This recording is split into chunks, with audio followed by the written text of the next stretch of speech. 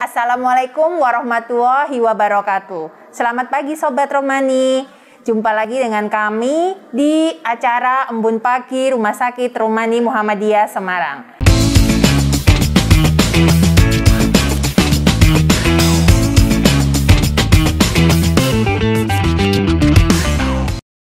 Narasumber kita kali ini Dr. Jati Kusuma, spesialis anak, dokter tetap Rumah Sakit Romani Muhammadiyah Semarang. Nah, apa sih tema ataupun materi pada perbincangan kita pada pagi hari ini? Kita akan mengupas apa itu bagaimana cara mudik yang sehat, aman, dan nyaman buat si kecil dan baby-baby yang mungkin baru newborn, baru lahir, ataupun anak-anak yang usia masih di bawah 5 tahun, usia di bawah 10 tahun, cara mudik yang nyaman dan tentunya tidak hanya untuk anak tapi juga untuk orang tua. Nah, selamat pagi Dokter Jati. Selamat pagi dokter. Bagaimana kabarnya? Alhamdulillah baik. Alhamdulillah. Dok, gini nih dok, kita mau nanya nih, khususnya buat ibu-ibu muda, buat mami-mami muda yang mungkin baru punya baby, baru 1 ataupun 2, untuk menghadapi mudik yang sehat, aman, dan nyaman. Karena tentunya mudik kali ini berbeda. 3 tahun ini kita kan ngadepin pandemi nih. 2 tahun lalu kita nggak mudik. Baru tahun ini kita bisa mudik.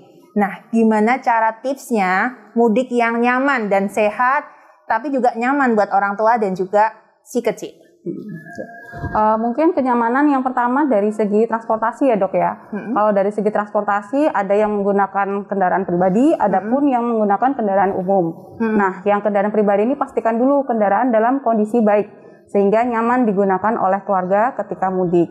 Apabila perjalanan jauh, pastikan kita lakukan istirahat ya. Istirahat tiap 2 atau 3 jam mungkin di rest area. Sehingga si anak bisa melakukan penyegaran, kemudian menghirup udara segar, bisa menggerakkan anggota bagian tubuhnya dan seperti lainnya. Kemudian yang kedua, mungkin untuk yang kendaraan umum. Apabila anak di atas 3 tahun, usahakan memiliki kursi tersendiri. Jadi misalkan naik bis, ya dia harus memiliki kursi tersendiri, jangan di pangku. Itu untuk kenyamanan dari segi ibunya yang memangku dan anaknya juga. Karena kalau sempit, pasti tidak akan nyaman menikmati kondisi mudik itu. Seperti itu. Mungkin bisa saya mungkin menambahkan Dok. Mungkin ada nih pertanyaan dari ibu-ibu nih. Nah, ibu-ibu tuh yang kekinian biasanya kan suka bawa car seat atau mungkin tempat tidur yang bisa ditaruh di mobil gitu ya. Atau mungkin ada juga kalau kita lihat di uploadan sosmed itu ada mungkin bagian seat bagian belakang ditekuk bawa kasur sendiri. Nah, kapan sih anak boleh dengan nyaman dan mungkin aman buat si anak untuk duduk di kursi sendiri ataupun kapan harus duduk di car seat yang khusus untuk baby? Oh iya. Di batasan usianya gitu dok. Kalau car seat itu memang digunakan ketika anak sudah bisa duduk dengan tegak. Nah, duduk dengan tegak itu dalam arti ketika didudukkan kepalanya itu bisa menyangga dengan baik, jadi tidak oleng seperti itu. Tapi ketika anak yang sudah agak besar, memang boleh duduk di kursi yang sudah disediakan di mobil, jadi tidak perlu car seat lagi. Karena memang kalau car seat itu dia fungsinya selain menyangga, tapi fiksasinya yang kurang nyaman untuk anak. Cuman untuk yang usia mungkin di atas 1 tahun bisa duduk di kursi mobil sendiri. Oke, nah ini untuk yang kendaraan pribadi tadi ya dok ya tipsnya. Kemudian untuk yang kendaraan umum nih dok, kalau tadi kendaraan pribadi itu bisa berhenti 3 atau 4 jam sekali di rest area gitu ya. Nah kalau kendaraan umum kan bisnya jalan terus nih dok. Nah gimana tips-tipsnya buat orang tua ataupun keluarga yang bawa babynya pakai kendaraan umum, mungkin perjalanan jauh nih antara provinsi gitu dok? Oh ya, kalau kendaraan umum tadi dok, dari segi kursi memang di atas 3 tahun diusahakan memiliki kursi sendiri. Jadi nomor kursinya berbeda dengan ibunya. Kemudian pastikan juga dari segi misal kendaraan umumnya bentuknya adalah pesawat, karena beda-beda tiap maskapai penerbangan ya untuk regulasinya. Tapi apabila usianya masih di bawah 1 tahun, sebaiknya dikonsultasikan dulu ke dokter. Apakah sudah boleh untuk dibawa dengan menggunakan maskapai penerbangan atau tidak, seperti itu. Oke. Terus kemudian dok, kalau misalnya nih anak-anak yang masih pakai Pampers atau masih pakai diapers gitu ya dok ya, mungkin tipsnya untuk mengganti diapersnya itu selama berapa jam sekali, karena mungkin kalau di jalan kan mungkin udaranya agak lembab seperti itu, jadi anak nggak nyaman. Ya, mungkin bisa dilakukan penggantian tiap 4 jam. 4 jam itu dalam arti mau ada produksinya ataupun tidak, tetap dilakukan penggantian untuk menghindari kelembapan di area sensitif, yaitu di area belakang di sekitar pantat dan selangkangannya. Jadi tiap 4 jam sekali mungkin ya. Oke, nah pertanyaannya nih dok, kan ada ibu-ibu juga nih kalau ganti diapers itu pakai dikasih bedak gitu ya dok ya, kasih bedak tabur atau apa, itu sebenarnya boleh nggak sih dok, atau mungkin ada saran yang lebih baik lagi mungkin pada saat mengganti diapers sih caranya seperti apa yang nyaman buat baby dan juga aman gitu ya dok ya? Sebenarnya untuk rekomendasi penggunaan bedak itu tidak ada ya dok, karena bedak itu adalah sejenis partikel halus yang dia bisa masuk ke saluran-saluran kecil, terutama di saluran kencingnya bayi, jadi bisa berisiko terhadap infeksi saluran kencing. Dan di area genital itu kan dia masih lembab pada bayi, jadi dia risiko untuk terkenanya infeksi justru lebih tinggi. Nah, mungkin saran saya bisa menggunakan krim pelembab saja dan penggantian tiap 4 jam untuk diapers tersebut. Kalau pakai lotion gitu gimana dok? Boleh nggak dok? Lotion nggak apa-apa, lotion untuk pelembab atau krim pelembab boleh. Atau mungkin ada sarannya lotionnya harus yang isinya komponennya apa gitu dok? Komponennya mungkin yang untuk pelembab seperti moisturizer atau kandungannya ada zincnya ya. Jadi dia bisa untuk melapisi kulit lebih baik lagi. Itu ada ya dok di apotek ataupun mungkin di Indomaret atau Alfamart ada ya. Ada. Jadi mudah dicari gitu ya kalau misalnya ke rest area, misalnya pas habis persediaannya bisa beli gitu ya. Iya betul. Oke, kemudian dok, mungkin nutrisinya dok selama mudik. Nah karena mudik itu kan kita tahu makanannya banyak yang bersantan-santan nih. Iya. Apalagi pulang ke rumah mertua, pulang ke rumah orang tua dengan mungkin opor atau mungkin rendang segala macam. Nah gizi untuk si kecil ini bagaimana? Iya, jadi untuk anak itu kan kita bedakan dari bayi, balita, anak dan remaja. Nah untuk bayi bila mendapatkan ASI sebelumnya maka ASI tetap dilanjutkan sesuai dengan kemauan si bayi. Tapi apabila sudah menjajaki masa empasi, pastikan empasi yang dikonsumsi selama mudik itu adalah empasi yang dulunya pernah diperkenalkan. Jadi apabila menggunakan homemade, ya kita juga usahakan memberikan si anak kecil ini adalah makanan MPASI yang homemade. Tapi tidak menutup kemungkinan untuk bubur fortifikasi tetap diberikan, itu boleh juga untuk menjaga kepraktisannya. Kemudian yang berikutnya, untuk anak yang empasi ini juga utamakan adalah mencuci tangan, mencuci alat-alat makannya untuk menjaga kebersihan dan menghindari risiko diare. Nah, untuk anak yang lebih besar mungkin juga untuk makanan-makanan bersantan sebenarnya apabila tidak ada masalah gizi, artinya gizinya tidak berlebihan, itu juga tidak apa-apa, hanya saja tidak berlebihan mungkin ya. Dan juga konsumsi buah dan sayur juga harus tetap diperhatikan. Oke dok, baik.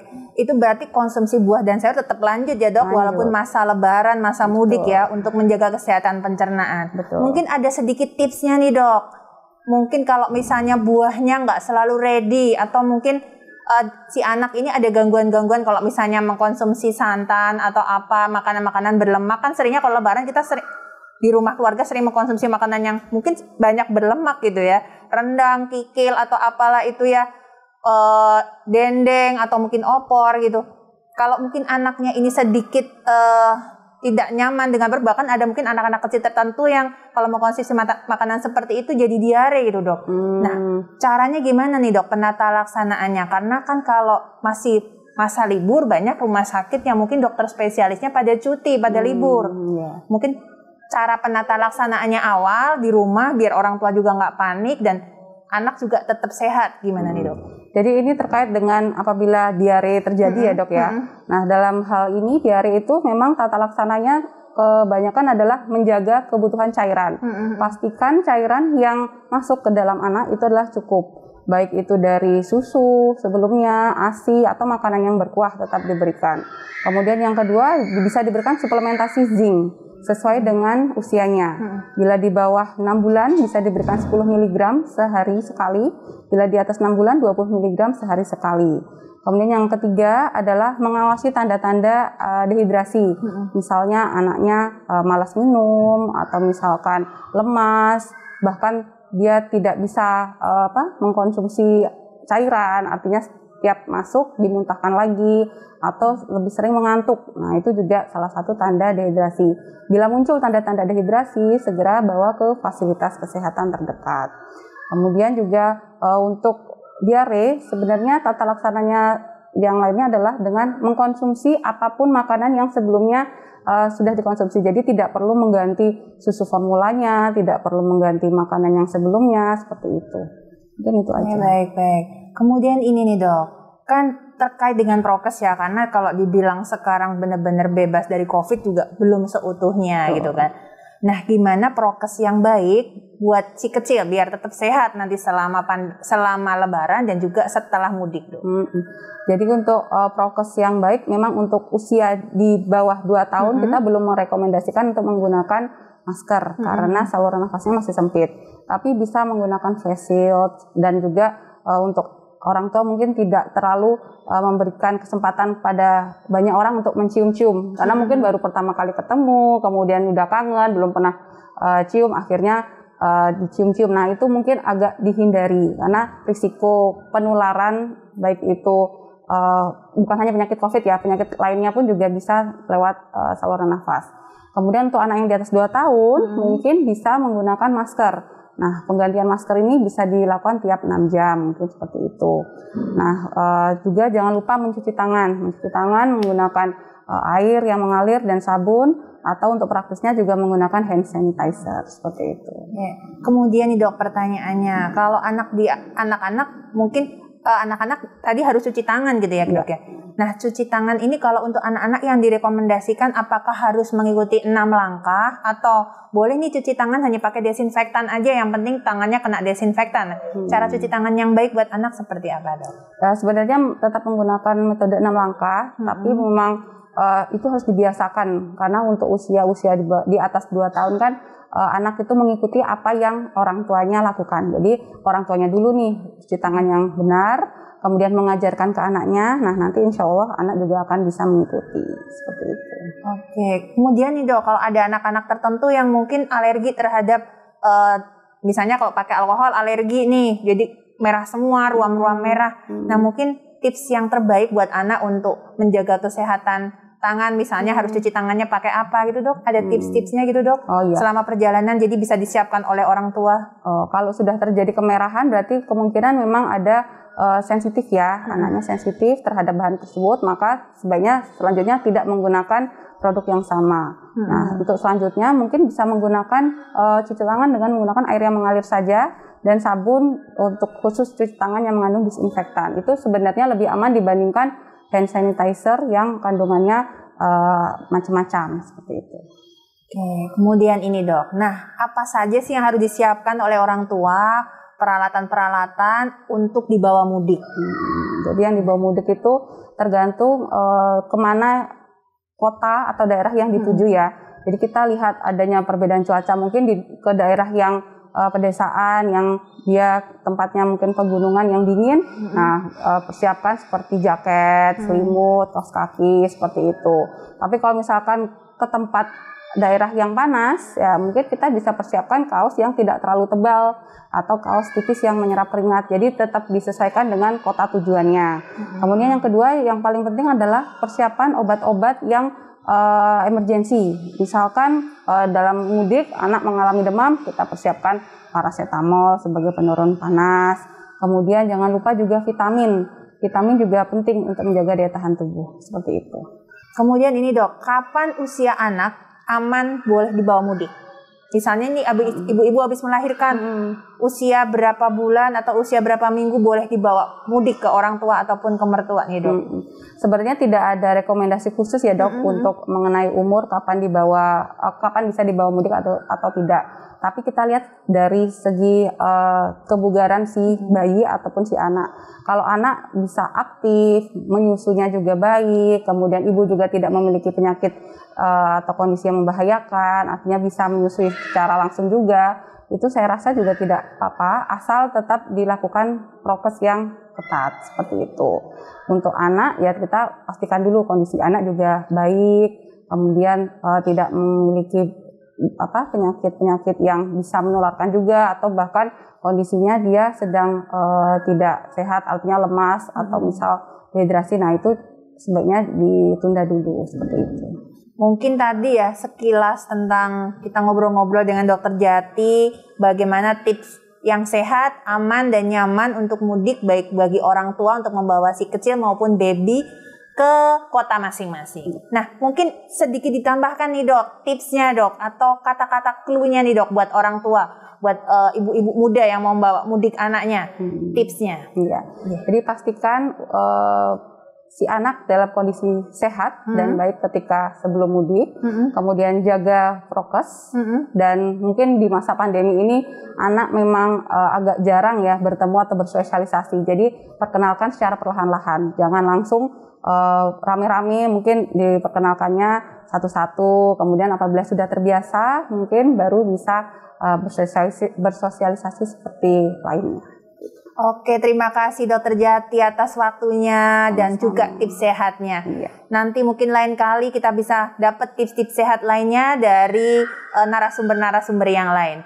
Buat Sobat Romani dimanapun kalian berada, tetap jalankan prokes dan selamat berlebaran, selamat Hari Raya Idul Fitri 1 Syawal 1443 Hijriah. Mohon maaf lahir dan batin. Assalamualaikum warahmatullahi wabarakatuh.